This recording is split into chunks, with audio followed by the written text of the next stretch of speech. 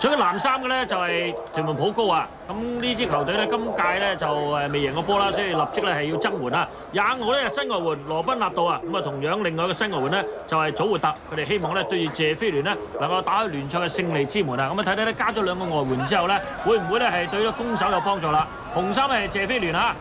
咁啊雖然喺廣告前咧，我哋睇到佢輸咗波啫，咁但係呢支球隊咧，其實咧對翻屯門好高咧，實力的確係會佔先少少噶。去到17分鐘咧，確爽咧已經係41-0啦。咁明顯睇到咧，呢個屯門普高嘅防守能力咧，就似乎咧係比較弱一啲啊。咁啊賽事咧都係俾呢個謝菲聯控制住啊。咁啊仲係上半場，哇！呢球波咧係靚啊，一個粒射。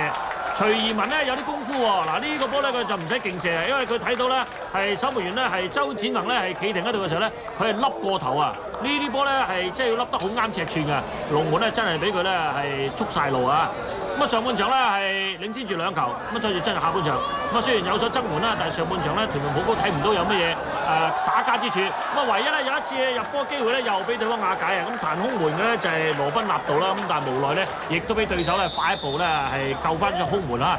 呢個自由球又係好靚喎，哇猛勁呢個波咧係靚到周展宏咧好難怪佢啦，即係周展宏咧其實都預咗佢射嗰邊啊，喐一喐，但係個波佢未伸隻手咧已經係喺網窩入邊啦。下半場中段3-0啦，咁啊仍然係謝菲聯嘅攻勢啊！我睇呢次咧就係徐瓊咧係上到嚟之後咧，中間一彈哦，前面咧就唔爭氣喎。呂晶話：誒大家都唔踢，等我踢啦！一腳送入龍門啊！咁啊4-0啊！咁而最終呢場賽事咧，屯門普高咧又輸4蛋。